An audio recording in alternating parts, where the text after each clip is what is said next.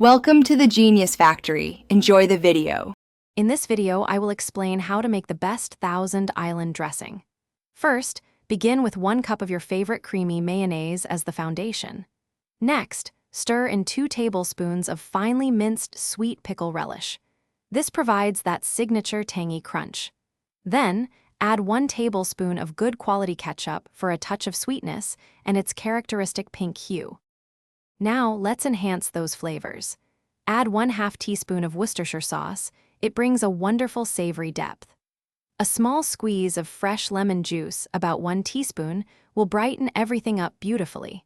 For that classic texture and extra richness, finely chop 1 hard-boiled egg and gently fold it into the mixture. To perfect the texture, include 1 tablespoon of finely minced white onion. It offers a subtle, fresh bite without overpowering. A small pinch of paprika, about 1/4 teaspoon, adds a warm color and a hint of mild spice. If your dressing seems too thick, you can thin it slightly with 1 tablespoon of pickle juice. Finally, gently fold all the ingredients together until they are thoroughly combined and smooth. Do not overmix.